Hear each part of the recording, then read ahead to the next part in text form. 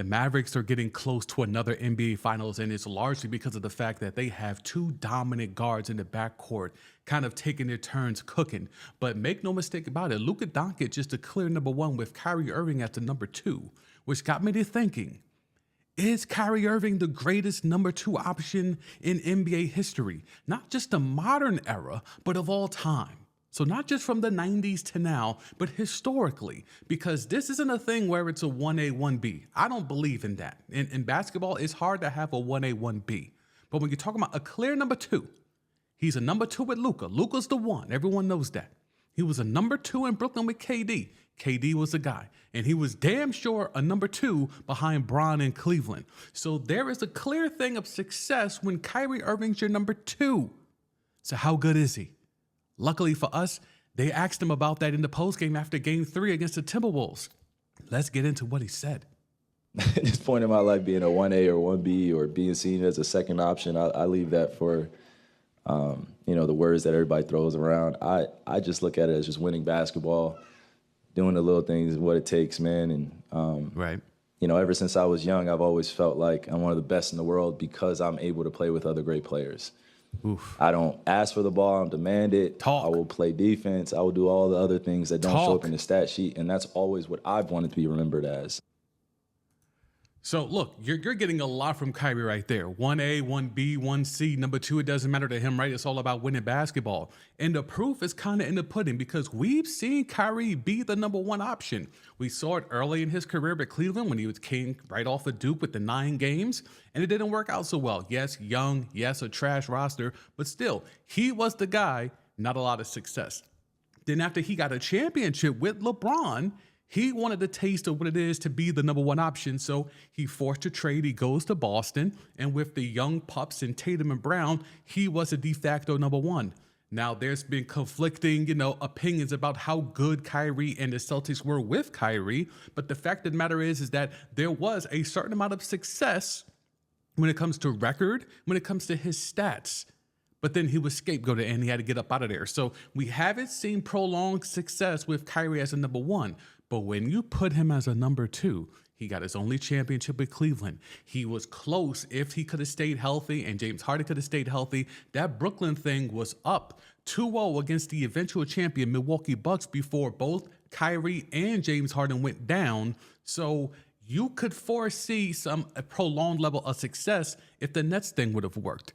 Now you fast forward to Brooklyn to present time with Luka Doncic in Dallas. It didn't look good early on. It was a lot of things of trying to figure it out. But once they got it figured out, you have two dudes that are on the court at all times who can both go for 30 and double digits in assist. That's something that is special. And while we could talk about dynamic duos and classic duos and teams that had good 1-2 punches, I'm talking purely second option. Is Kyrie Irving the greatest second option in NBA history? Let's talk about it. One of the more famous duos that's always brought up when it comes to a 1-2 punch is Kobe and Shaq, Shaq and Kobe Bryant and Shaquille O'Neal. And while you could definitely say that was a 1-2 punch, tell me which one of them thought they were the two. Because that's the kind of the thing here. To be considered a second option, that player has to accept the fact that they're a second option. What about Shaquille O'Neal or Kobe Bryant in their prime makes you think either one of them thought they were a number two to each other? So to me, I throw them out. You can't put Kobe and Shaq in this debate. Now, we could talk about the accolades. They got 3 chips, won 3 in a row, potentially could have had 4 in a row if it wasn't for the Pistons back in the day. But ultimately, Kobe was so anti being a number two that he got Shaq up out of there and got him traded to Miami and won 2 more chips. So clearly, Kobe never saw himself as a number two. So you cannot use Kobe and Shaq in this debate. On to the next one. Next up, another one that was brought up to me when I broached people about this subject was, you got to go Bron and D Wade. I'm like, wait, hold up. I know it makes sense. They won 2 chips in 4 years. Both were number ones, but that's exactly the problem why I disqualify them. Both were number ones. D Wade was a number one and won a chip all by his lonesome years before he linked up with Bron. So D Wade was never a number two. Again, a number two has to accept the fact that they're number two and have their capabilities capped at being a number two. D Wade showed that as a number one, he could get an NBA championship all by his damn self. So Bron and D Wade, as much as it looks like an easy thing of 1-2, yeah, that was a clear better duo than Luka and Kyrie, because especially when you throw in defense and all that type of stuff. But no, Bron and D Wade, in my opinion, does not count. And let's be real. Would you rather have 2011, 2012 Dwayne Wade or 2024 Kyrie Irving? The numbers may look similar, but we all got eyes. I got 4 of them. I'm taking Kyrie. On to the next one. Another one that was brought up a lot was the Warriors, and not Steph and Clay. It was actually Steph and KD. And yes, they got 2 championships. KD got both of those finals MVPs. There's a lot of credence behind saying, well, KD as your number 2 is clearly better than Kyrie Irving as your number 2 because KD's a better basketball player than Kyrie Irving, right? Yes, but we're talking about as a number 2 option. What about Kevin Durant in Golden State made you think he was a number 2 option? He closed out a lot of those games, and especially in the playoffs, and especially in the finals when he had to go toe-to-toe with LeBron, and that's why he got those finals MVPs, because he was the closer in those matchups. So while you could say Kevin Durant is a better basketball player than Kyrie, therefore he's a better number 2 than Kyrie as number 2, Kevin Durant was not a number 2. Kevin Durant was a 1. They shared. Him and Steph shared responsibilities as a number 1. This might be the only one of this group that we're mentioning that might be a 1-1A type deal. And the first chance Kevin Durant got, he left for Boston so he could resume being a number 1 with Kyrie as his number 2. So Warriors, whether it's Steph and Clay or whether it's Steph and KD, not in this conversation. Kyrie still a better fit as a number 2 than both Kevin Durant and Klay Thompson.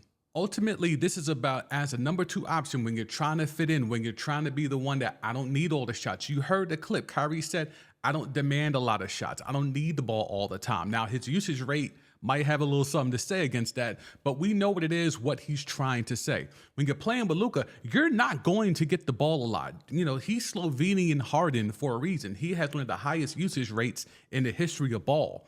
So you're not going to get a lot of chances to have to operate and cook with the rock because you're playing with someone who is so ball dominant. So Kyrie, the fact that he could be so efficient and so good at his craft that with limited opportunities, he could still put up a 30-piece and make it look easy, and then he could pick his spots and be clutch with it. That's what makes him the perfect number 2 option, because he doesn't care about being the number 1 option. He may have cared when he was younger. Certainly when he left LeBron to go to Boston, he cared about being the number 1. But now, after incomplete stints in Brooklyn where coulda, shoulda, woulda, they had the eventual champs up 2-0, and then both him and the Beard get hurt, and then having to go to Dallas, and I got the clear number 1 option in Luka. There is no doubt about it. No one is questioning that. No one in Dallas is saying, well, maybe we should flip-flop that and have Luka as the number 2. No. It's Luka 1, Kyrie 2, then everybody else after that. It's clear, it is defined in that, and it goes without being said. That's the point we're talking about here. So as the number 2 option, is Kyrie Irving the greatest number 2 option of all time? I believe so. And I've watched a lot of basketball. I'm an 80s baby. I've watched a lot of basketball where you're talking about Joe Dumars, where you talk about Scottie Pippen. We could run down all the number 2s. You want to go Shaq and Penny. We can keep going down this line. I defy you. Let me know in the comments. Light it up if you want. Who is a better number 2 option? Again, someone that accepted being a number 2 and excelled at being a number 2 that led to prolonged success. That's what I'm talking about. As a number 2, Kyrie Irving got a championship in Cleveland. As a number 2, you could argue the Brooklyn Nets were going to whitewash everybody in their big 3, potentially getting another chip. And now, with Luka Doncic as the clear number 2, he's on his way to potentially getting his 2nd championship. Does that make Kyrie Irving the greatest 2nd option in NBA history?